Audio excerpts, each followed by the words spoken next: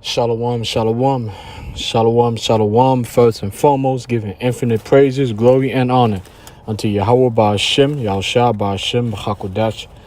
Giving double honors to our apostles and elders of Greatmillstone. Shalom and salutation to you, Sensei Akims, across the four winds, pushing this truth with sincerity of heart. I'm your fellow servant, Kasam God from the DC camp, coming at you through the spirit and power of Yahawah BAHASHAM, Yahawashi BAHASHAM, Hakodash, to feed the elect. Now, I just want to make a quick edition of the Watchtower, and I want to go into a little bit about the speech that Biden made the other day. It was very, very eerie. The whole setting, I have the image right here. The whole setting was so creepy, man. It was so eerie in the speech itself.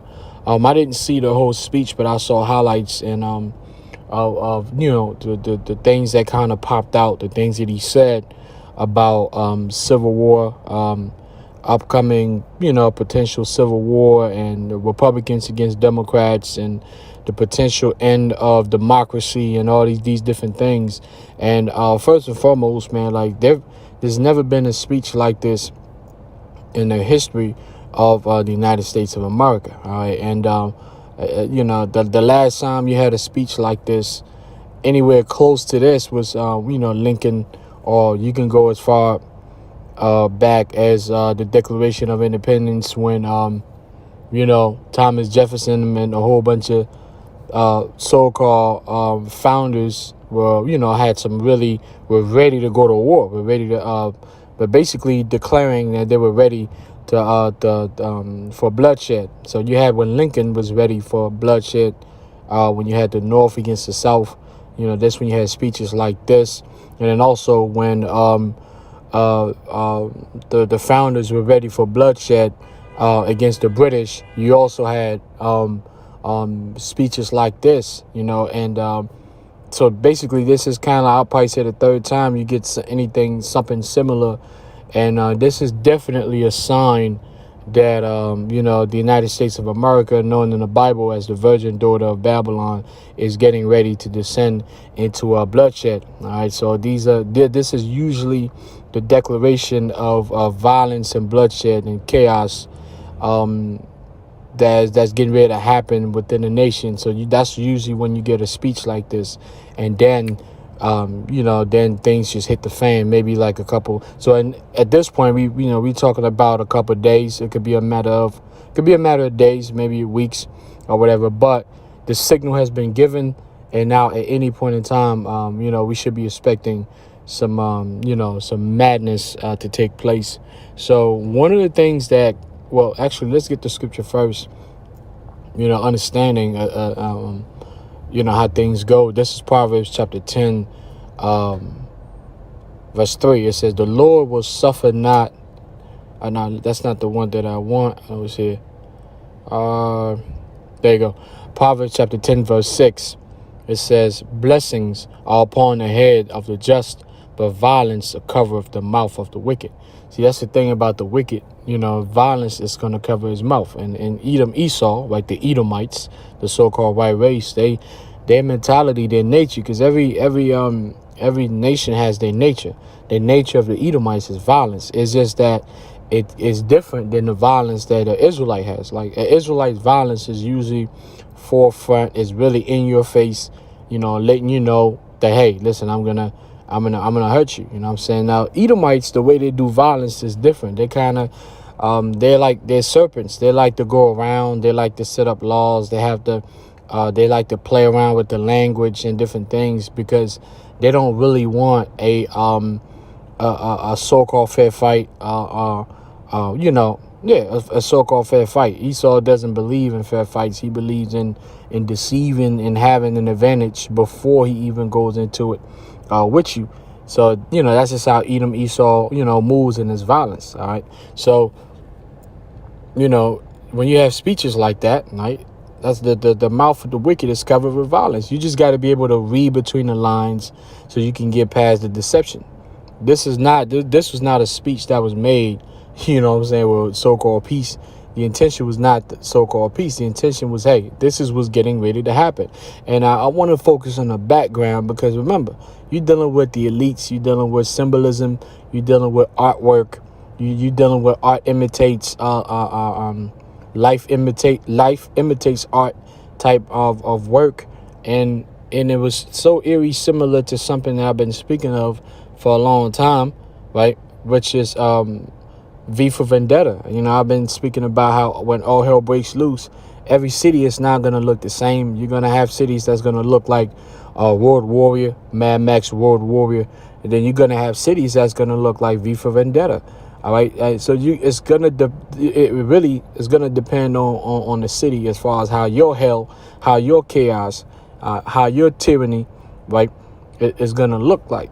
OK, so and then one of the things that stood out was the speech that the leader, right, the leader of freaking V for Vendetta that he made when he was, basically, he was a tyrannical leader. He had everybody in subjection, democracy and all that bipartisan, all that was dead, right? And then he had that red and black, background when he made the speech, and it just, again, is going back to art imitating, life imitating art. This movie came out way back in 2005. So it came out in 2005. Now we're with 2022. We're in 2022, and these things are happening.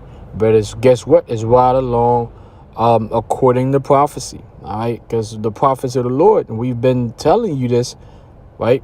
You so-called Negroes, Hispanics, and Native Americans, the true Hebrew Israelites, all right, almost redundant, constantly going over and over and over, letting you know that, hey, this is what's getting ready to happen. Okay, this is what's getting ready to happen.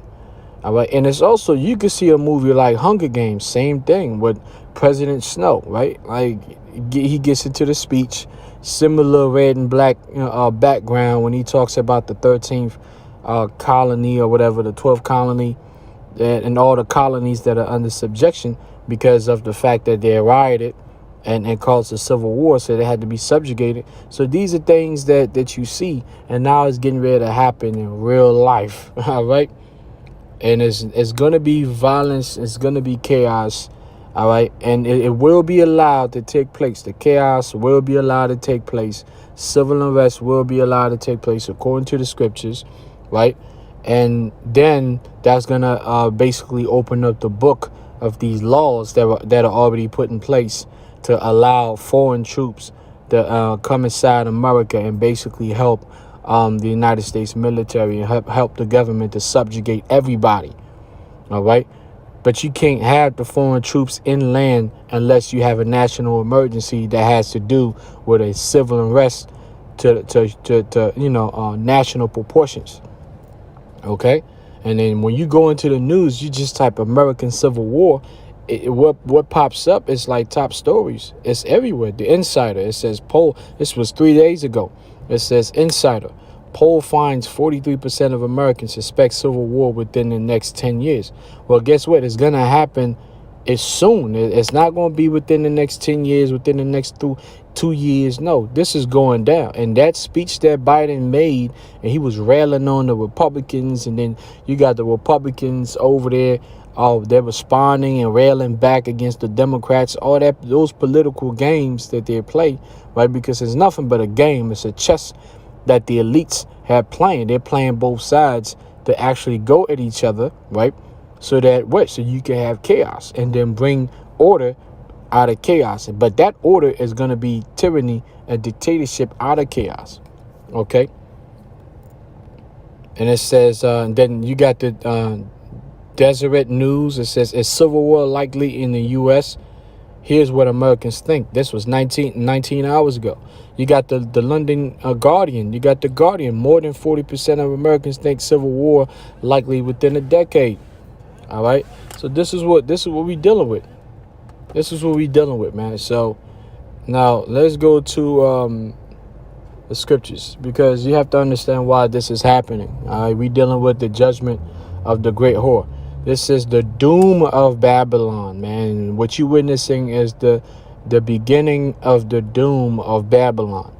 All right. America was found under violence, and that's the same way that Babylon is going out. Babylon is going out in violence. All right. That's just the reality of it. That's just the reality of it. So let's go Revelation 17:1. It says, and there came one of the seven angels which had the seven vials, and talked with me, saying unto me, come hither, I will show unto thee the judgment of the great whore that sitteth upon many waters. All right. So what you get ready to witness in the civil unrest is the beginning of the judgment of the great whore. All right. And what is the great whore? All right. Well, actually, let's read number 2. It says, I said number 2. Verse 2, it says, with whom the kings of the earth have committed fornication, and the inhabitants of the earth have been made drunk with the wine of her fornication, right? With her philosophies. So what's going on now? The philosophy of democracy hasn't worked abroad, and is definitely failing right here at home. All right, it's failing. So now what you're going to see, you're going to witness the ramifications of that failure, which is all the judgment of the Lord. Why? Because the nation of Israel has been brought captive in his land for over 500 years, mistreated. All kinds of madness and craziness has happened to us. But then also the nation of Israel, right? The majority, 2/3, have decided to actually, instead of taking this as a punishment from the Lord, you know, Israel has, majority of Israelites have taken this place as a place of try to turn this place as a place of milk and honey. All right, but this is not the land of milk of honey. It's not the land of milk and honey. All right, not when you got the Skittles nation prancing around and you got all this madness going on. Like, no, the Lord is getting ready to deal with this place, man. All right, so let's jump down to 5, and it says, and upon her forehead was a name written, Mystery Babylon the Great, the mother of harlots and abominations of the earth. And you notice it's written in all caps because it's a mystery, but the mystery has been revealed. That Mystery Babylon in the book of Revelation that will be destroyed by thermonuclear missiles, as thus saith the Bible, is talking about the United States. It was always talking about the United States. Okay. And now you're getting ready to witness it with your own 2 eyes. You will not be able to deny the things that are going to happen, because it's going to affect you. It's going to affect your family members. It's going to affect you on all levels. All right. And we warned you of this, man. We warned you, beginning with our apostles and elders, through the spirit and power of Yahawah for years, for three decades and more. You were being warned week in and week out. Now we about to go into it. Joe Biden made the declaration, which again, that speech is a speech that you make right before you're about to have a civil unrest and what you call a quote unquote civil war, or civil aggression, or civil chaos. Okay, that's the speech that you make. That's the speech that Lincoln made. That's the speech that what's his name, Thomas Jefferson made. That got everybody riled up to go in and spill the redcoats' blood. Okay, the British. So you got to understand the times that you in, man. All right. And the thing is that the time that you in is this. This is a message to Egypt, which Egypt in the scripture is really speaking about modern day Egypt, which is the United States. It's a code name, another code name for the United States, just like Babylon. All right, it says, the burden of Egypt, behold, the Lord rideth upon a swift cloud, and shall come into Egypt, and the idols of Egypt shall be moved at his presence, and the heart of Egypt shall melt in the midst of it. Verse 2, it says, and I will set the Egyptians against the Egyptians, and there shall fight everyone against his brother, and everyone against his brother, and everyone against his neighbor, city against city, kingdom against kingdom. All right, so that's what's gonna happen. It's gonna happen, and that's what we're going into. That's exactly what we're going into, man. It's gonna be chaotic out here, man. Because everybody is divided, under through a political lines, man. Everywhere you go, man, people don't date people because of their political affiliations. People divorce each other because of political affiliations. You have sons ratting their parents out to the FBI and all these different institutions of tyranny, They writing their family members to the government because of political ideas. Their political ideas and affiliations are different. So you've gotten to this point now that what a nation divided against itself should not stand. And this is the judgment of the Lord. All right, this is beautiful for us as Israelites because we're on the outside looking in. We shouldn't be out here signing up with no damn Democrat. And we shouldn't be signing up with no damn Republicans because both of them are what? They're both our masters, our slave owners. They own us. All right. Regardless of who wins, they will still own us, the Israelites. So we have to sit back and let the Lord do what he's doing because he's always done this throughout our history as Israelites. He's always had our enemies fight against each other before we went out there and took down those nations. Going to our history in the Old Testament, you will realize before Israel moved in, there was always chaos. Chaos would erupt in the midst of our enemies, and they'll be broken down morally and spiritually. But so by the time we moved in, they were done. Okay? So that's how the power, the glory always went back to Yahawah, not in the hands of the men who slew the enemies. It was always the Yahawah who broke down our enemies in front of us. All right? So let me go to this is Ezekiel chapter 7 and 22. As a matter of fact, let me not skip. Let's go to Amos chapter 6. All right, those at ease in Zion, these Israelite souls, like your preacher, fake pastor, Christian pastor, imam, and all that, that's been telling you that everything was going to be sweet and Gucci. Well, guess what? They've lied to you. They've lied to you, and the day of reckoning is coming. Amos 6 and 1. Woe to them that are at ease in Zion and trust in the mountains of Samaria, which are named chief of the nations to whom the house of Israel came. I'm going to jump down. It says, ye that put far away the evil day and caused the seed of violence to come near. So you put far away the evil day and you made our people grow closer and open up their arms and their hands to Edom Esau, which is the seed of violence. The seed of violence are the Edomites, man. But that's what they do. They spill blood. They get off on that. All right? They get off on that, man. Esau is a man of blood. That's why you see your boy got that red background, man. Because red is significant for red means aggression. It also can mean a lot. It can mean passion, right?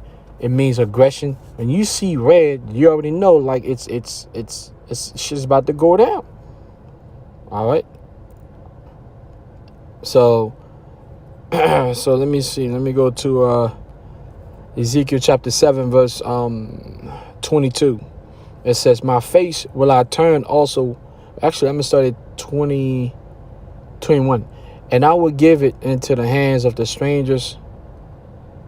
Yeah, and I will give it into the hands of the strangers for a prey, and to the wicked of the earth for a spoil, and they shall pollute it. It's talking about, the temple of the Lord being polluted. But really, the temple of the Lord is the Israelite man.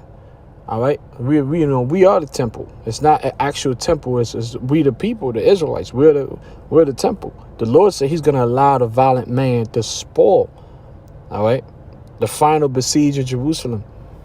It says, and I will give it into the hands of the strangers for a prey, and to the wicked of the earth for a spoil, and they shall pollute it. My face will I turn also from them, and they shall pollute my secret place. For the robbers shall enter into it and defile it. Make a chain, for the land is full of bloody crimes, and the city is full of violence. So guess what, man? That's what's going to happen.